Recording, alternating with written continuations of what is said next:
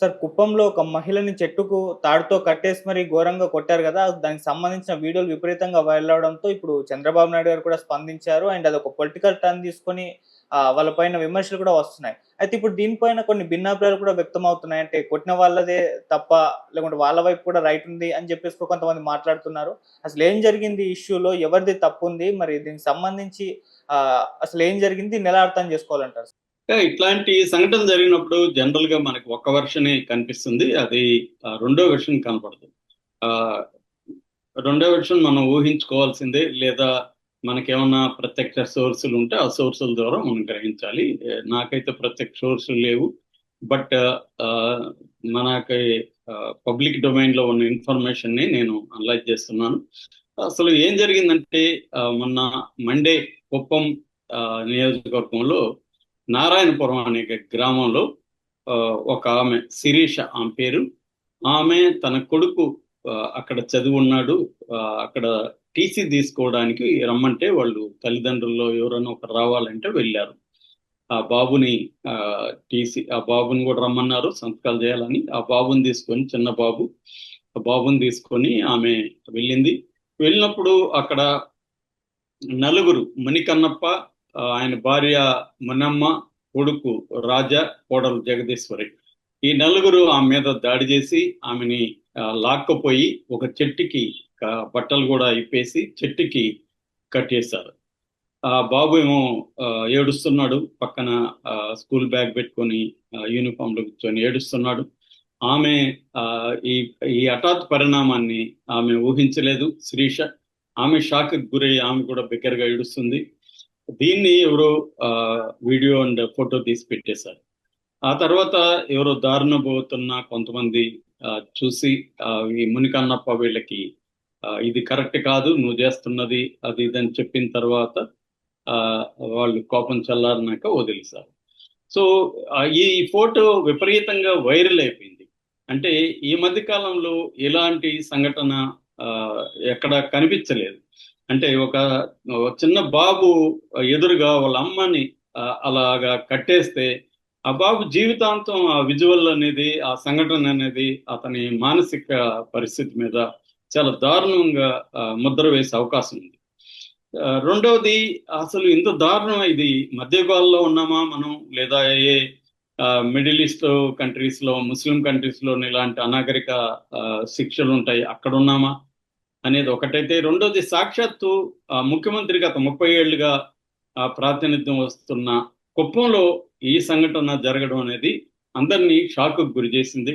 అంతకుముందే మనకి తెనాలిలో పోలీసులు దళితుల మీద పబ్లిక్ గా కాళ్ల మీద కొట్టి వీడియోలు తీసి వాళ్ళు పెట్టడం, వాళ్ళకి ఎటువంటి వాళ్ళ మీద శిక్షలు వేయకపోగా సాక్షాత్తు మహిళా ముఖ్యమంత్రి అనిత పోలీసుల్ని వెనకేసుకురావడం, వాళ్ళని ఆ నేరస్తులుగా చిత్రించి కొట్టడం కరెక్టే అని ఒక ప్రచారాన్ని తీసుకురావడం, ఇదంతా కూడా సమాజంలో ఈ తెలుగుదేశం ప్రభుత్వం పట్ల ఒక వ్యతిరేకతనైతే తీసుకొచ్చింది. సో రెండోది, అది పొలిటిసైజ్ గా మారిపోయి తెలుగుదేశం మీడియా కావచ్చు, తెలుగుదేశం ప్రతినిధులు కావచ్చు, దాన్ని వెనకేసుకుని రావడం కూడా షాక్ కి గురైంది. దాని మీద ఇప్పుడు కోర్టుకు కూడా వెళ్ళారు. ఏం జరుగుతుందో చూడాలి. ఇప్పుడు ఈ సంఘటన జరిగేసరికి మళ్ళీ వైసీపీ రంగంలో దిగింది. సాక్షాత్తు జగన్ దీని గురించి మాట్లాడాడు, రోజా విమర్శలు చేసింది. ఇలాగా వైసీపీ సోషల్ మీడియా కూడా దీని పట్ల ఇదైంది. ముఖ్యంగా సోషల్ మీడియాలో మొత్తం ఒక ఏకాభిప్రాయం అయితే వచ్చింది, ఇది దారుణమైన సంఘటన. దాంతో చంద్రబాబు కూడా ఇమ్మీడియట్ గా స్పందించాడు. ఎస్పీని ఆదేశించాడు వాళ్ళ నలుగురిని అరెస్ట్ చేయమని. ఎస్పీ ఆల్రెడీ మేము అరెస్ట్ చేసాం సార్ అని అక్కడ డిఎస్పీకి మేము అప్పగించాం. డిఎస్పీ నలుగురిని కూడా అరెస్ట్ చేశారని చెప్పారు. చంద్రబాబు ఆమెకు ఇమ్మీడియట్ గా 5 లక్షల డబ్బులు శాంక్షన్ చేశాడు. ఆమెకు 3 పిల్లలు. ఆ 3 పిల్లలను కూడా ప్రభుత్వమే చదివిస్తుంది అని హామీ ఇచ్చాడు. తర్వాత వాళ్ళకి ఎటువంటి అవసరం ఉన్నా అక్కడ కాంటాక్ట్ చేయమని అక్కడ లోకల్ తెలుగుదేశం నాయకులు, ఎమ్మెల్సీలు కావచ్చు, అక్కడ నాయకుల్ని కూడా పురమాయించాడు. వాళ్ళందరూ కూడా ఆమెను కుప్పం ప్రభుత్వ హాస్పిటల్ ఆమె వైద్యం తీసుకుంటుంది, అక్కడికి వెళ్ళి పరామర్శించారు. అట్లాగే అనిత కూడా ఫోన్ లో ఆమెతో మాట్లాడింది. అంటే రీజనబుల్ గా చంద్రబాబు ప్రభుత్వం ఇమీడియట్ గా అయితే స్పందించాల్సిన తీరులో అయితే ఖచ్చితంగా స్పందించింది. అయితే దీని వెనక ఈ సంఘటనను మనం ఎలా అర్థం చేసుకోవాలి? ఇది ఒక ఇండివిజువల్ సంఘటనైనా దీని వెనక ఎటువంటి కారణాలు ఉన్నాయి, అసలు ఏం జరుగుతుంది సమాజంలో అనేది మనం చూస్తే, అసలు ఎందుకు ఈమెను కట్టేశారు ఈ నలుగురు అంటే, ఈ ఈమె భర్త ఆ తిమ్మక్కాయప్ప ఆయన పేరు. ఆ తిమ్మక్కాయప్ప అనే వ్యక్తి ఈ మునికన్నప్ప దగ్గర, మునికన్నప్ప ఫ్యామిలీని ఈమెను కట్టేసింది. మునికన్నప్ప దగ్గర కొంతకాలం క్రితం 80,000 డబ్బులు తీసుకున్నాడు, అప్పు తీసుకున్నాడు. ఆయన దేనికి తీసుకున్నాడు అనేది మనకి తెలియదు, ఎవరు చెప్పలేదు. ఏ కారణం చేత తీసుకున్నాడు అనేది తెలియదు. ఏ కారణం చేత తీసుకున్నా దాన్ని డబ్బులు కట్టలేదు. అట్లాగే ఆయన మిగతా వాళ్ళ దగ్గర కూడా అప్పులు చేసినట్టుగా మనకు అర్థమవుతుంది. అప్పులు చేసి వీళ్ళు అప్పులు అడుగుతుంటే అతను ఏం చేస్తుంటే గ్రామం వదిలి పారిపోయాడు. ఎక్కడికి పారిపోయాడు అనేది తెలియదు. ఈమె కూడా వీళ్ళ ఫ్యామిలీనే పారిపోయింది ఈ ఊరు నుంచి. సో ఫ్యామిలీ లేదు. అందుకని ఈమె వేరే దగ్గర బెంగళూరుకి వెళ్ళిపోయి బెంగళూరులో కూలి పనులు చేసుకుంటూ ఈ పిల్లల్ని చదివించుకుంటూ వడ్డీలు కడుతున్నానని అని చెప్పింది.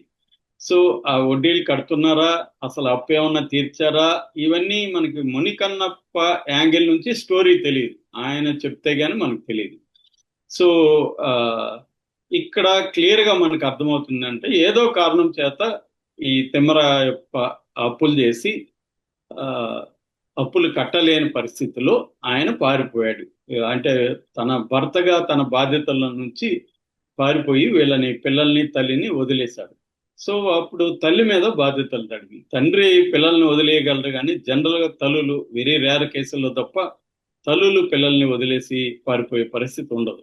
అందుకని ఆమెకి చేతనైన పని కూలి పనే కాబట్టి బెంగళూరులో కూలి పనులు చేసుకుంటూ అక్కడ కన్స్ట్రక్షన్ దగ్గర రాళ్ళు సిమెంటు మోస్తూ ఇలాంటి పనులు చేసుకుంటూ ఆమె బిడ్డల్ని చదివించుకోవడానికి కష్టపడుతుంది. ఈ నేపథ్యంలో ఇక్కడ చదువుకుంటున్నాడు కాబట్టి ఇక్కడ నుంచి ఇప్పుడు ట్రాన్స్ఫర్ అవ్వాలంటే అక్కడ స్కూల్లో ట్రాన్స్ఫర్ సర్టిఫికేట్ అడిగారు కాబట్టి స్కూల్లో వాళ్ళకి ఫోన్లు చేస్తే వాళ్ళని మీరు వచ్చి తీసుకోవాలని చెప్పారు. అందువల్ల వచ్చినప్పుడు వీళ్ళకి ఆల్రెడీ అప్పు ఎగ్గొట్టిపోయాడనే కోపం వీళ్ళల్లో ఉంది కాబట్టి ఇప్పుడు ఈమె దొరికింది. ఈమె దొరికినప్పుడు మరి వీళ్ళ మధ్య ఎటువంటి ఘర్షణ చోటు చేసుకుంది, ఆమె ఏం మాట్లాడింది, వీళ్ళేం మాట్లాడారు తెలియదు. సో ఏదేమైనా ఆ ఘర్షణలోంచి వాళ్ళకి కోపం వచ్చింది. కోపం వచ్చి వాళ్ళు ఇటువంటి ఒక దుర్మార్గానికి తెగబడ్డారు. ఖచ్చితంగా ఇది దుర్మార్గమే. ఒక స్త్రీని తన బిడ్డ ముందు అలా అనాగరికంగా కట్టేయడం అనేది అతి దారుణం. దాన్ని అందరూ ఖండించారు, అరెస్ట్ కూడా చేశారు. అది లీగల్ గా కూడా వాళ్ళకి శిక్ష పడే అవకాశం క్లియర్ గా ఉంది. చంద్రబాబు ప్రభుత్వం కూడా స్పందించింది. అయితే ఇక్కడ గ్రామాల్లో అప్పుల పరిస్థితి ఏంటి, అసలు అప్పులు ఎందుకు తీసుకుంటున్నారు, ఆ అప్పులు కట్టలేనప్పుడు అప్పు ఇచ్చిన వాళ్ళు వీళ్ళు కూడా ఏమి వడ్డీ వ్యాపారస్తులు కాదు కదా. మునికన్నప్ప అనే వాళ్ళు కూడా ఒక రైతు ఫ్యామిలీని అని చెప్తున్నారు. వీళ్ళు ఏదో అవసరం కోసం ఇచ్చారు. మామూలుగా విలేజ్లో ఏంటంటే 1 రూపీ 2 రూపీ ఇంట్రెస్ట్ తీసుకొని ఇస్తుంటారు అప్పులు. వాళ్ళు ఒక్కోసారి కట్టలేనప్పుడు గొడవలు జరుగుతుంటాయి. అసలు ఇది ఎప్పటి నుంచి, ఈ కొన్ని వందల ఏళ్ళ నుంచి కూడా ఇదే జరుగుతుంది. స్వాతంత్రం వచ్చినాక కూడా పెద్ద మార్పు లేదు మన దేశంలో ఈ అప్పుల విషయంలో. ఇది ఈ మధ్య ఇంకా పెరిగిపోయింది. అప్పులు ఎందుకు చేస్తున్నారు అనే దగ్గర మనకి ఫస్ట్ చూడాల్సిన అవసరం ఉంది. జనరల్ గా గ్రామాల్లో అప్పులు ఎందుకు చేస్తారంటే వ్యవసాయ పనుల కోసం, వ్యవసాయం చేసే వాళ్ళు అయితే వ్యవసాయ పనుల కోసం, పెట్టుబడుల కోసం అప్పులు చేస్తారు. మళ్ళీ క్రాప్ వచ్చినాక ఇచ్చేస్తారు, మళ్ళీ అప్పులు చేస్తారు. ఇది జనరల్ గా జరిగే ఒక సర్కిల్. రెండవ కారణం ఆరోగ్య సమస్యల వల్ల వాళ్ళకి ఏమైనా అత్యవసర పరిస్థితులు వచ్చినప్పుడు అప్పులు చేస్తారు. ఇది కాకుండా మోడర్నిటీ తీసుకొచ్చిన అనేక సౌకర్యాలు సమాజంలో, దాని నుంచి వచ్చిన అనేక రుగ్మతలు, సామాజిక రుగ్మతలు, వీటి వల్ల అప్పులు చేయడం పెరిగింది. అంటే ఫర్ ఎగ్జాంపుల్ ఆ మధ్య అనంతపురంలో ఒక పీడి ప్రాజెక్ట్ డైరెక్టర్ నాకు చెప్పిన విషయం ఏంటంటే, వాళ్ళు కొన్ని గ్రామాలను విజిట్ చేసినప్పుడు ఆ గ్రామాల్లో టాయిలెట్లు లేవు కానీ ఫోన్లు మాత్రం ఒక్కొక్క ఇండ్లలో 2-3 ఉన్నాయి. అంటే వాళ్ళు దేనికి ఇంపార్టెన్స్ ఇస్తున్నారు? టాయిలెట్ అనేది మహిళల భద్రతకి ఆరోగ్యానికి అత్యవసరం. దాన్ని వదిలేసి ఫోన్లు మాత్రం ఒక్కొక్కరు 2-3 పెట్టుకుని ఇళ్లలో తిరుగుతున్నారు. అంటే ఫోన్ల కోసం వాళ్ళు అప్పులు చేసి ఫోన్లు కొంటున్నారు కానీ మినిమం కావాల్సినవి చూసుకోవట్లేదు అని వాళ్ళు మేము ఎడ్యుకేట్ చేసి టాయిలెట్లు పెట్టించామని చెప్పాడు. అట్లాగే పెళ్లిళ్ళు కూడా ఈ మధ్యకాలంలో చిన్నవాళ్ళైనా గ్రాండ్ గా చేయడం అన్న కాన్సెప్ట్, అది కూడా అప్పు చేస్తే. అట్లాగే మిగతా లైఫ్ స్టైల్, అంటే లైఫ్ 3 నీడ్స్ ఉంటాయి అనేది మనకి హిస్టోరియన్స్ ఎప్పటి నుంచో కూడా చెప్తున్నారు. ముఖ్యంగా ఫెర్నాన్ బ్రాడెల్ అనే ఫ్రెంచ్ హిస్టోరియన్స్ ఏం చెప్తాడంటే 3 రకాల నీడ్స్ మనిషికి ఉంటాయి. అదేంటంటే living needs, life style, livelihood needs, life style needs. Living needs అంటే కూడు గూడు గుడ్డ, బతకడానికి కావాలి. లైవ్లీహుడ్ నీడ్స్ అంటే ఈ బతకడానికి కావాల్సిన సంపాదించుకోవడం, అంటే ఉద్యోగం, ఇంకోటో. మూడోది లైఫ్ స్టైల్ నీడ్స్. ఈ లైఫ్ స్టైల్ నీడ్స్ అనేవి అనంతం. ఈ లైఫ్ స్టైల్ నీడ్స్ అనేవి అత్యవసరం కాదు. అంటే ఇప్పుడు చాలా మంది కారు అత్యవసరం కాదు, అది లైఫ్ స్టైల్లో భాగంగా కారు కొనే ఇది పెట్టుకుంటారు. ఇంకోటి అత్యవసరం కాదు. సో ఇలాగా ఈ మధ్య కాలంలో లైఫ్ స్టైల్ నీడ్స్ కోసం కూడా అప్పులు చేయడం. లైఫ్ స్టైల్ నీడ్స్ కోసం అప్పులు చేస్తే కట్టలేరు. లైవ్లీహుడ్ అంటే నువ్వు ఒక చిన్న వ్యాపారం పెట్టుకోవడానికి అప్పు చేస్తే మళ్ళీ కట్టచ్చు, ఒకవేళ వ్యాపారం లాస్ అయితే తప్ప, అదర్వైజ్ కట్టచ్చు. కానీ లైఫ్ స్టైల్ నీడ్స్, నువ్వు అప్పు చేసి కారు కొన్నావు అనుకో, నువ్వు ఎట్ట కడతావు? కారు వల్ల ఇంకా నీకు డబ్బు ఖర్చు తప్ప నీకు కారు వల్ల ఏం రాదు. కారు కొనే ఉన్నా దాని బిజినెస్ గా మారిస్తే తప్ప లైఫ్ స్టైల్కి వాడుకుంటాను, నేను నా లగ్జరీ కోసం వాడుకుంటా అంటే కుదరదు. ఈ లైఫ్ స్టైల్ నీడ్స్ కోసం కూడా అప్పులు చేసే కల్చర్ పెరిగింది.